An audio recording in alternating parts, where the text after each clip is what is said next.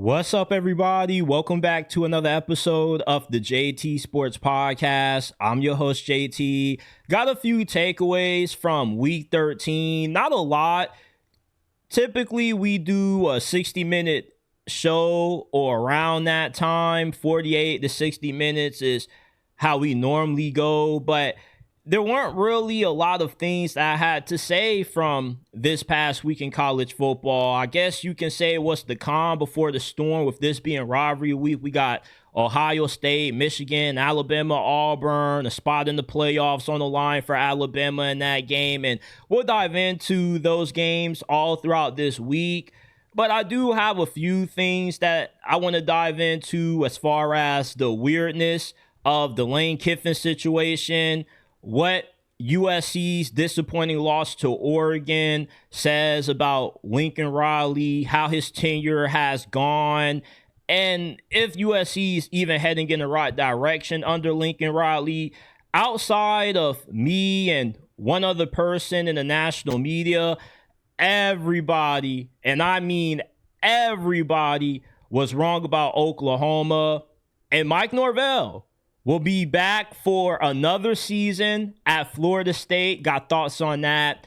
If you live, eat, breathe, and die football, you have arrived at the right place. We're talking college football, NFL, 24/7, 365 days throughout the year. If you're a football junkie, get your daily football fix in by smashing that like button, subscribing to the channel, and turn on post notifications so you don't miss when we drop new content. And let's dive into it.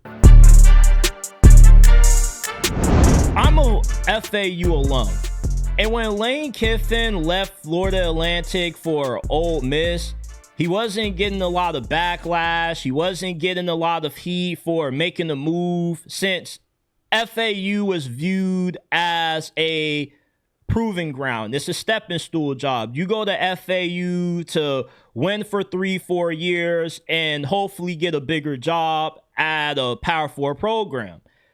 Ole Miss, on the other hand, they view themselves as a job that is very good, very desirable, and it's hard for Ole Miss fans to come to grips with the strong possibility of them losing the best head coach in the history of their football program. Let's just be honest. Before Lane Kiffin got the Ole Miss, the only thing you remember about this program was them getting that upset loss nearly a decade ago over Alabama when they had Hugh Freeze as their head coach. So outside of that, there wasn't really a lot of history when it came to Ole Miss football. Lane Kiffin came in and put them on the map. And now with him about to leave, stay, whatever's going on, he has gone about this whole entire situation a little bit immature with his trolling, how he's been dragging out his decision. You would have to think if he was going to stay at Ole Miss, he would have already let that be known. The program has given him the ultimatum. By Saturday of this week after the Egg Bowl, he's going to have to announce his decision. Is he going to stay in Oxford, coach in the college football playoffs, or is he dipping for LSU or Florida?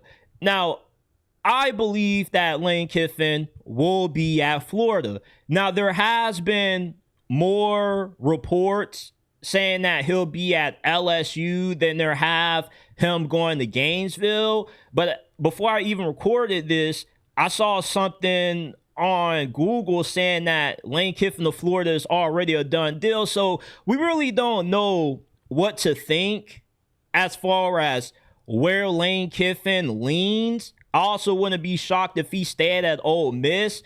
But for Ole Miss fans to be as angry and bashful of Lane Kiffin as what they've have, I think is a little bit wrong. Because, look, Lane Kiffin did a great job of giving you a reason to pay attention to Ole Miss football again, having a reason to show up for the games, and he's giving you like 9-10 wins every single year that he's been there. And these coaches have to do what they feel is in their best interest as far as advancing their careers, doing what they feel will put their family in a better situation. And I don't see how a lot of people can be as upset at Lane Kiffin possibly leaving Ole Miss as what they've been, because he turned around this program. And whoever you hire to replace him, if he does leave, I feel will have a program that's in a lot better shape thanks to Lane Kiffin than what it was before he took this job. Now, if Lane Kiffin takes either the LSU or Florida job, he's taking a massive gamble with his career, because right now, Lane Kiffin's stock has never been higher. And you get a lot of people on social media who question why everybody wants Lane Kiffin, since he hasn't won a conference championship. He hasn't been to the playoffs, pending if he stays at Ole Miss and coaches in that playoff game. But Lane Kiffin is one of the best offensive minds in college football. He's a really good recruiter. He's called the transfer portal king for a reason. There's a lot of reasons for Lane Kiffin to be as highly sought after as what he currently is right now. But if he does end up leaving Oxford and he takes the Florida or LSU job, Lane Kiffin, he's going to be taking a massive gamble with how the expectations are at Ole Miss compared to LSU, Florida. If he doesn't win right away, especially at LSU, people are already going to want him fired. They're going to be calling it a massive whiff and them getting scammed by Lane Kiffin. And Lane Kiffin has never thrived at programs where the bar was 10 wins or more. We saw him flame out at Tennessee. He got fired by USC. And him taking one of those jobs between Florida and LSU puts him in the same exact situation that he was in earlier in his coaching career. Now, he has matured. He has grown since those situations. He's a better coach now than what he was 15 years ago when those situations arrived. But at Florida, they'll give you 1 year. You can win 7, 8, 9 games and nobody bring out the pitchforks. Same thing for LSU. But if you're in year 2 and you don't have either one of those programs competing for the SEC title or in playoff contention, then everybody's going to want you gone. And expectations are what define us in life. Lane Kiffin going to Florida or LSU, he's not going to have the same goodwill built up with those programs as what he currently has at Ole Miss. If he stays at Ole Miss and they have a stretch of 2-3 years where they're not in playoff contention, they win 7 to 8 games, nobody's going to want to fire. Everybody's going to have patience. But at LSU and Florida, it's either going to go one or two ways. He either comes in and he's able to turn around those programs, get them at the level that those programs expect to be at, or he could end up being what Brian Kelly was at LSU and what Lincoln Riley currently is at USC. Sometimes going to a program that has better resources and more NIL money doesn't always go in your favor as what you expect, as we've seen with Brian Kelly, as we've seen with Lincoln Riley. Sometimes more isn't always better as far as having less, but having security, having stability.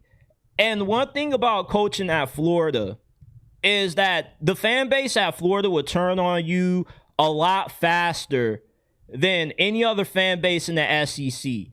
And a lot of fans in college football nowadays have instant gratification syndrome. If you're not doing what Curt Cignetti has done at Indiana, pretty much turning a bottom feeder into a national championship contender overnight, then people are going to start having doubts about you. Florida has a good enough team to where if Lane Kiffin can get the offensive line and quarterback right, you can hit the ground running, especially when you have the freshman class that they brought in from last year with a bunch of studs. I wouldn't be shocked if Lane Kiffin ends up having Florida playing in an SEC championship. Same thing could go with LSU since they're giving him $25 million in NIL to spend. So you can instantly win at those programs very fast. But things can also go very wrong for Lane Kiffin. So this is a big career decision that he has to make within these next couple of days. And this is one of the biggest decisions that we've seen a single individual make since LeBron made the decision 15 years ago when he decided to leave his hometown of Cleveland, Ohio, and go to Miami to form the Big Three with Dwayne Wade and Chris Bosh. Now, Lane Kiffin isn't as popular as what LeBron James is, but as far as somebody who is sought after by pretty much every school that has a head coaching vacancy, name recognition, everybody's going to be tuned in to seeing what Lane Kiffin decides to do as far as his next move when it comes to his career. And I am picking him to go to Florida, but I also think that he will stay at Ole Miss. I think it's 60% he leaves for Gainesville. He wants to, take over the mantle from his childhood hero, Steve Spurrier, try to see if he can get Florida back to that level that they were under him, or Urban Meyer, or he ends up staying at Ole Miss, a house that he already has built. Either way, leaving Ole Miss just puts a lot of high expectations on Lane Kiffin that he's never had before prior to when he was at USC and Tennessee. And sometimes what looks like a great situation can turn out to be a nightmare situation in the end where you end up having a lot of regrets. Look at what happened with Scott Frost. They asked him, what did he learn from his time at Nebraska, a place that, he had a lot of success at as a player. He goes to be a head coach, and he says, don't take a job that doesn't really have what you need to win. And looking back on his decision, he probably regrets leaving UCF the first time for that Nebraska job because it wasn't everything that he thought it would be. And it was a lot more difficult and complicated than what he initially thought. And the same thing could happen to Lane Kiffin if he decides to take the LSU or the Florida job. USC took their third loss of the season at the hands of Oregon on the road. And there's a lot of heat that Lincoln Riley is getting for USC's performance in this game. They got dominated on the line of scrimmage. Yeah, USC had a few starting offensive linemen injured, but so did Oregon. It's like guys on the offensive line were dropping like flies for both teams. But Oregon still was able to have their way on USC's defensive line, which pretty much has been healthy for the majority of this year with a bunch of backups. And this loss shows that USC is still far away from being national championship contenders, being able to be a playoff team. And I think that a lot of people get very emotional after losses as far as college football goes. And there's a lot of context that gets left out with the emotions that these fans tend to have when their favorite team loses. If you look at the comment section of the post that they make for every team when they show the final score, it's always, we got to fire the coach, or we got to make this change. And it's never, we're heading in the right direction. Nobody's ever able to zoom out after one loss and say, yeah, we're not in the playoffs, but we still had a pretty successful season. And this season for USC, if they beat UCLA and they finish 9-3, would still be really successful. You'll be ranked in the top 25. You had some big wins at home against Michigan and Iowa. You've locked down the number one recruiting class in America. There's a lot to be optimistic about when it comes to the future of USC football under Lincoln Riley. Losing to Oregon and Notre Dame definitely hurt, but you lost to two teams that are national title contenders. And USC is still a year or two away from being what Oregon and Notre Dame are. Oregon and Notre Dame were already built to be national title contenders years ago, even before the hiring of Dan Lanning and Marcus Freeman. When Brian Kelly was at Notre Dame, he had some really good recruiting classes. He had Notre Dame in the playoffs, in the national championship. So he already built a really good foundation for Marcus Freeman. And Marcus Freeman was able to take the foundation that Brian Kelly had built and, further expand upon it. Same thing with Dan Lanning at Oregon. Mario Cristobal was recruiting his tail off when he was down there in Eugene. He kind of made Oregon a more national recruiting brand before Dan Lanning got there. But what Dan Lanning did is now he took what Mario Cristobal was doing and he poured more gasoline on it. And now Oregon is recruiting at a level that they never have before. And it takes a few years to build a national title contender. Even if you do have the backing that USC has from an NIL standpoint, Rome wasn't built overnight. Georgia didn't start winning national championships as soon as Kirby Smart got hired. There is a process when it comes to winning national championships, competing for national championships in college football, that often never gets talked about due to the instant gratification syndrome that a lot of fans in college football seem to have. Lincoln Riley, even though he's in year 4, he technically is in year 2 of his USC rebuild, because last year is when USC finally got their NIL back and right. Lincoln Riley made the necessary changes that he should have made earlier during his tenure at USC on defense, firing Alex Grinch, cleaning house with his defensive staff, and bringing in Deanna Lynn. And you can't say that USC isn't drastically better on defense. Like, the analytics, the metrics all show that USC has had a top 50 defense. And although they've came up short against Notre Dame and Oregon, I remember last year or a few years ago when USC was losing games that they had no business losing to. Their first season in the Big Ten was very rough. We seem to forget how Michigan engineered a 2-minute offense straight running the football on USC last year. Remember a USC team that struggled to close out games in the second half? It's been a complete opposite this year. There is a lot of growth that I've seen out of USC under Lincoln Riley this year that's being overshadowed because, well, he doesn't win big games on the road. He lost to Oregon and Notre Dame, two of the biggest games on USC's schedule.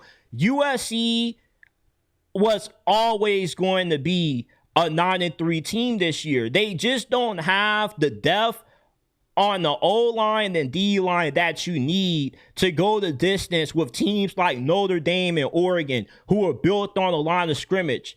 Those two programs get guys drafted on the line of scrimmage in the NFL nearly every year. There's not a single player on USC's offensive line but one, which is probably Elijah Page, that's an NFL player right now.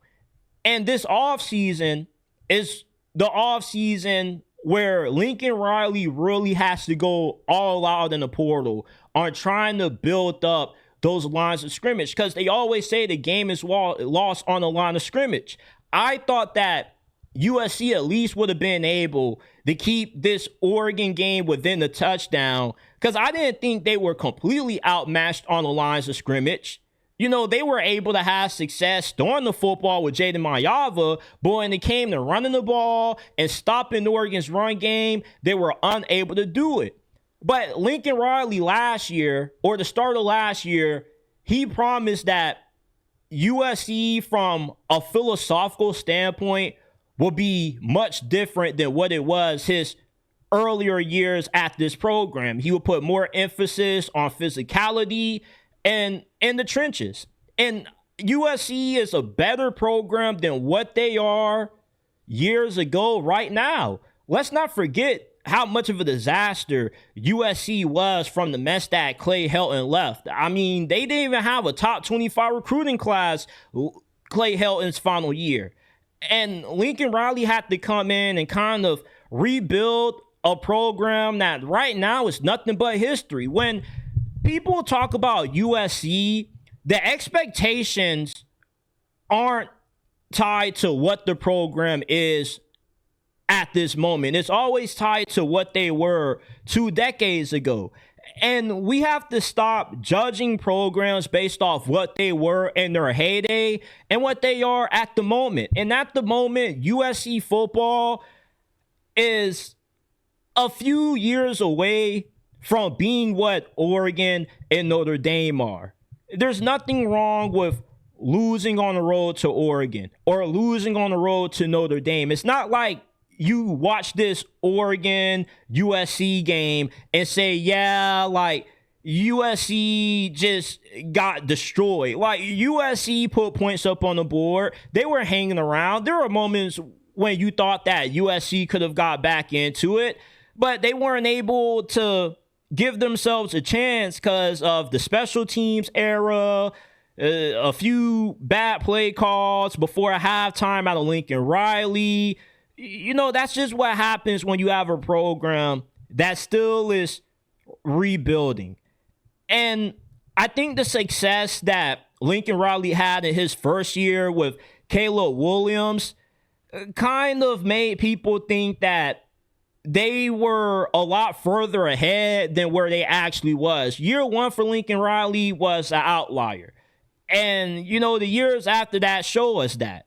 And they regress in the win column these past 2 years until now. Last year you won 7 games. Now you're at 9 wins, possibly 10 if you end up winning your bowl game. I think this counts as a successful season for Lincoln Riley. We got to get out of the habit of defining what's a successful season, what's an unsuccessful season by if you make it to the playoffs or not. It's not playoffs or bust for every program. Sometimes you just want to see a program trending in the right direction in the win column. You want to see improvement when it comes to being able to win games that you should win against teams that you're supposed to beat, being able to take care of business at home, and being able to get a few top 25 wins, which Lincoln Riley has done this year. And I believe in when he says we're not that far away. I understand his frustrations. Like, there's a reason why Lincoln Riley has been very emotional than usual this year, because his reputation has taken a very big hit. When he first got to USC, he was kind of viewed the same way Lane Kiffin kind of is right now. And with how the transition to the Big Ten has kind of gone for USC, and this program being viewed more so for their history than what they currently were before Lincoln Riley got there, people are a lot more critical of him than what he has grown accustomed to since he was winning nearly every year that he was at Oklahoma. Every year, nearly when he was at Oklahoma, he was in the playoffs. He was dominating the Big 12. So a lot of this is foreign territory for Lincoln Riley. And he had to do a lot of growing and a lot of changing. And Kirby Smart didn't win a national championship overnight.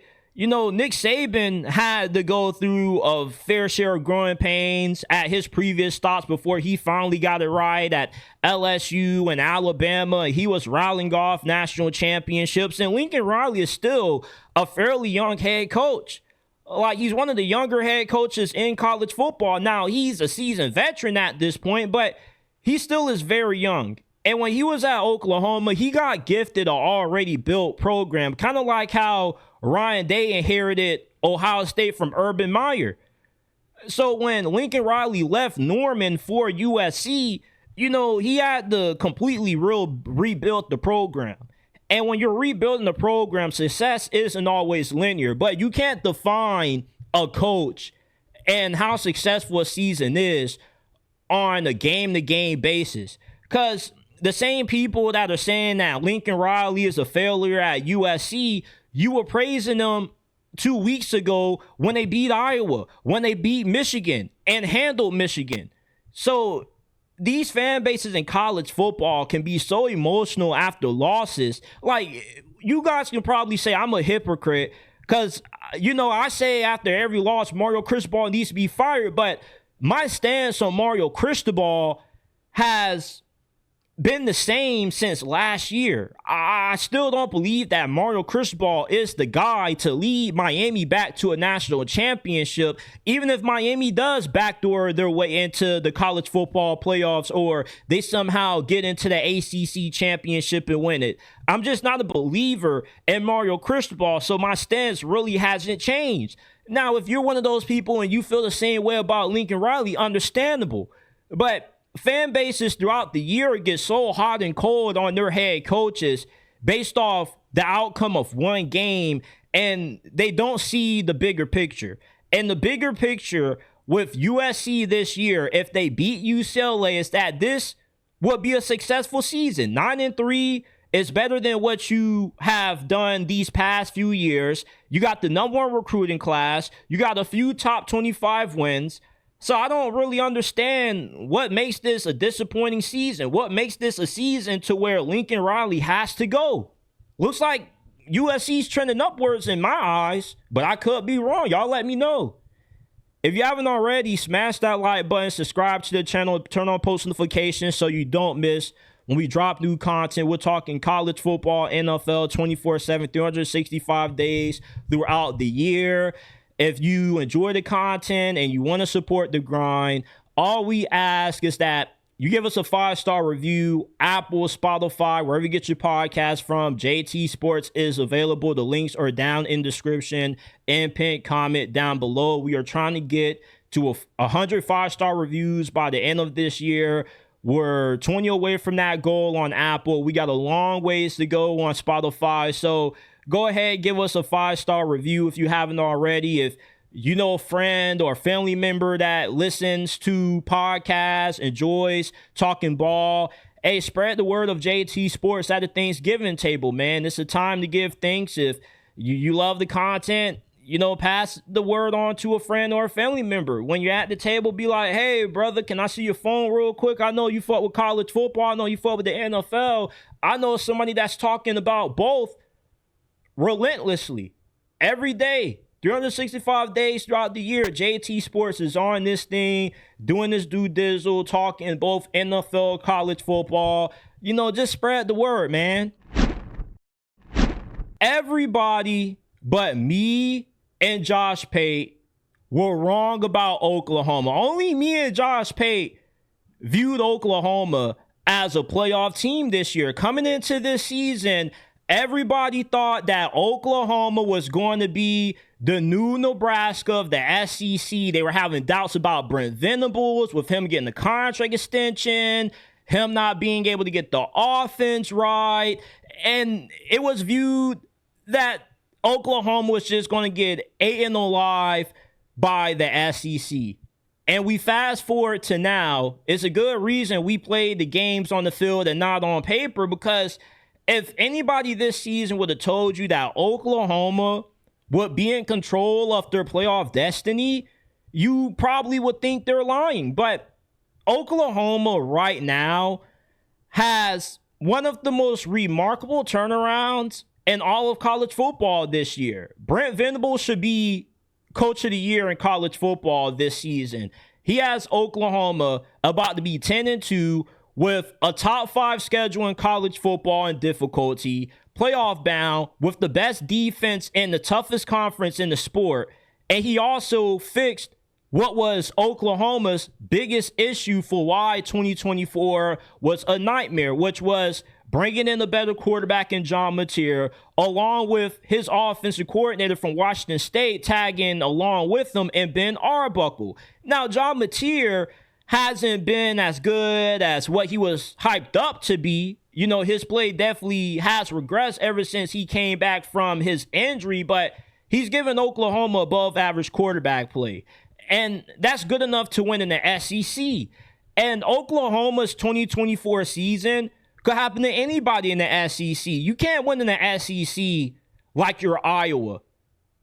Oklahoma last year was winning games off great special teams and an elite defense. But that isn't sustainable if you don't have the quarterback and you have zero offense. The difference between the best teams in the SEC and the average, below average teams in this conference is coaching and quarterback play. You want to know why Vanderbilt has a shot of getting into the CFP this year? Because they got quarterback right. Look at what has happened with Hugh Freeze at Auburn. He got fired because he didn't get quarterback right. The difference between the SEC and the Big Ten, between the top teams in these conference and the rest of the teams in their conference, is that in the SEC, you can't win with below average quarterback play like how you can in the Big Ten. Iowa and Minnesota have been winning 7 games or more for the last 5 years, despite having some of the worst quarterback play in that conference. But Oregon, Ohio State, Penn State, before they fired James Franklin, Michigan, were dominating that conference because they had such a wide gap with their quarterback play compared to the rest of that conference. Look at Indiana. They gotten some of the best quarterback play in the Big Ten in the first 2 seasons that Curt Cignetti has been a head coach. But you can't win with average quarterback play in the SEC. You at least got to have a tier 3 quarterback. I got 5 tiers of how I rank quarterbacks in college football. Tier 5 is you're elite. Tier 4 is you're above average. Tier 3 is you're okay if you got a good team around you. And then anything below that is you're just not good at all. And with Brent Venables having a tier 3, maybe tier 4 quarterback, if John Mateer can ever turn it on, with how great his defense is, this was the perfect recipe for him to have a bounce back season. And Oklahoma, they may not have the NIL money that Texas has. I know a lot of Sooners fans like to argue against that, but Texas has the most expensive roster in college football. You're not spending what Texas Tech and Texas are. There's a reason why your new general manager, Jim Nagy, said that you're not just going to be throwing money all over the place, but that's the majority of teams in college football. And you don't need to invest a shit ton of money into your team to be able to win, to be able to compete for a national championship. Nobody thought that you would actually be a playoff lock at this point in the season, and Texas would be fighting for their playoff lives, crossing their fingers that a few disaster scenarios play out in order for them to get in because of the talent discrepancy that you saw on paper. And Oklahoma, everybody that was writing this team off, you know, you kind of got to look at Brent Venables and give him a round of applause. And nobody wants to talk about how wrong they were about Oklahoma. I understand why. People only want to gloat about when they're right, but everybody's nowhere to be found when they're wrong. And a lot of people were wrong about Oklahoma, and I kept the receipts. When everybody was saying Oklahoma was going to be the next Nebraska college football, Brent Venables wasn't going to make it through the season, he was going to get fired, John Mateer was overrated, he won't be able to win in the SEC due to the increased level of difficulty that he never went up against when he was at Washington State. You know, all those points were just mute. Because at the end of the day, you can't judge a team based off last season. You can't judge a team based off the previous year's failure, just like how you can't judge a team based off the previous year's success. Texas was very close to playing in the national championship. And now, at best, they'll be a 9-3 team, hoping on selection day that a little bit of drama happens between this week and conference championship week, and they can get into the playoffs. We got some shocking news to some coming out of Tallahassee. Mike Norvell is safe. Mike Norvell isn't going anywhere. He will be back as Florida State's head coach in 2026.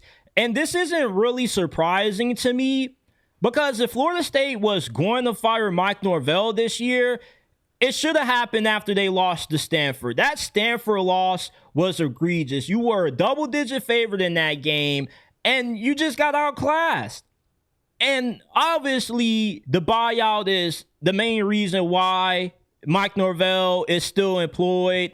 Because, you know, you had a golden ticket and James Franklin right there for the taking, and you let him go to Virginia Tech. And say what you want about James Franklin struggling against top 5, top 10 teams, you know, underachieving and what was a national championship bust season for Penn State this year. He's one of the best coaches that anybody in college football can have if you're not at a program like Alabama, Oregon, Georgia, you know, the 5 elite teams in college football, the 5 best programs in college football. If you're not at one of these premier schools, having a guy like James Franklin that you know consistently is going to give you 9 wins or better, a lot of programs will be lucky to have. And Florida State had a guy in James Franklin that you knew, based off his track record, he won at Vanderbilt. He would be able to turn around your program, get you back to a level of respectability that you haven't been in years. And when people say that Florida State's playoff snub in 2023 broke the program, you're absolutely right. Because when Florida State got snubbed out of the playoffs, the respect that people used to have for Florida State, the reputation that this football program used to have, that was a sign that it's no longer there. Now, you can argue that playing in one of the worst, if not the worst, Power 4 conference in college football has contributed to that. But a lot of Florida State's downfall and their lack of respect and their reputation has solely been on Mike Norvell. And Mike Norvell, in the 6 seasons that he's been the head coach of Florida State, he's had 4 losing seasons. Now, his first 2 years, I don't really hold against them because those were rebuilding years. But once you got that 10-win season and then you won the ACC championship the year after, your program was supposed to, you know, stabilize at that point. And it completely fell off a cliff ever since. Now, I think that Florida State keeping Mike Norvell is actually the best thing that could happen to this university. Because if Mike Norvell doesn't work out next year, the buyout won't be as big as what it is right now, which will allow you to fire him, then replace him with whoever is one of the top candidates on the market. And if Mike Norvell doesn't work out next year, FSU fans should be happy because then you can go and get Rhett Lashley from SMU. Rhett Lashley should be the #1 candidate to replace Mike Norvell if he can't turn around in 2026. Now, as a Miami fan, if FSU gets their hands on Rhett Lashley, that would absolutely terrify me because Rhett Lashley has been very successful at SMU. He was the only good thing from the Manny Diaz era at Miami. Manny Diaz got fired while his offensive coordinator got a promotion. And you look at all of the former Miami players that don't work out and they end up washing out after you. Rhett Lashley brings them in and he develops them. They turn into good players and he gets them to the NFL and he also wins a lot of games with them. And over 2 years, Rhett Lashlee has been to 2 conference championship games, winning one, which was SMU's final year in the American, while also playing in the ACC championship, which he also could be in once again this season, depending on, how things fall and how the pendulum swings this weekend. So he could be coaching in his 3rd consecutive conference championship game at a program that nobody has been talking about since, the heydays of SMU, when they were paying players underneath the table and they got the death penalty. And he's a great recruiter. He's also a very good X's and O's coach. Very rarely do you come across coaches like Rhett Lashlee that have a great blend of being a great technician or tactician, a good schematics guy, but also a very good recruiter. The problem that Mike Norvell has had at Florida State is he dived too deep into the transfer portal, and he put this program that's in a hole that's a little bit too deep for him to climb this program out of.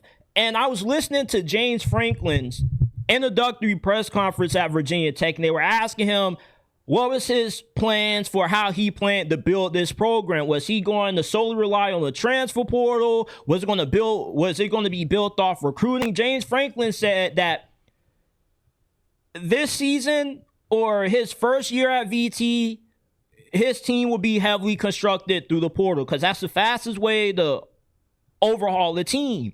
But in the future, he wants to build Virginia Tech up through great recruiting. And when you dive too deep into the transfer portal, it just digs a hole for yourself that's very steep to come out of, because you have to consistently hit on guys in the portal year after year that, with the randomness of college football, there's no guarantee that you're always going to strike gold. And Mike Norvell got lucky in 2023, scratching off a winning lottery ticket when he got Jared Verse, Keon Coleman, Brandon Fisk, guys that are all solid or better players in the NFL. Hell, Jared Verse is one of the best players in the NFL. And Jordan Travis is arguably one of the greatest quarterbacks to ever come through Tallahassee.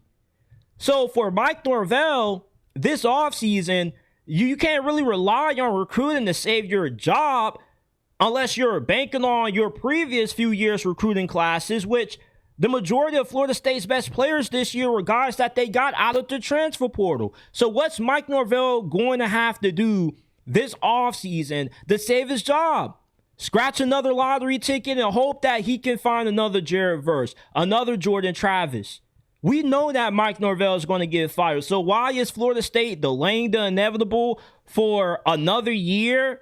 Because they just don't have the money to buy him out right now. But when they do, they'll end up upgrading with Rhett Lashlee, which I think that Rhett Lashlee will be a much better head coach at Florida State than what James Franklin possibly would be. And even if FSU bought out Mike Norvell, they wouldn't have enough money to hire James Franklin, because you'll have to pay the $60 million to get Mike Norvell gone, plus $10-15 million to buy out his staff, and then you'll have to invest $40-60 million more on a new head coach and a new staff. That's $120 million that you'll be putting out. And you more than likely wouldn't have been able to afford James Franklin, which means that you will have to get a cheap replacement for Mike Norvell. And rather being cheap and getting a guy that wouldn't be the best to pick from out of the coaching carousel, you can wait, see if Mike Norvell can turn around in one more year. And if not, you get Rhett Lashlee, who will be the golden egg of next year's coaching carousel. So I think that Florida State retaining Mike Norvell is actually very great news if you're an FSU fan. Yeah, you would hate to waste another year. You would hate to waste any more time watching an awful product that Mike Norvell continues to put on the field. But hindsight is always 2020. Every FSU fan needs to start blowing up Rhett Lashlee's mentions and welcome him to Tallahassee, because that's who your next head coach should be. At least that's who I expect for you to target, with you having the money to buy him out of SMU and to incentivize him to where you could make him one of the highest paid coaches in college football. FSU is playing chess, not checkers.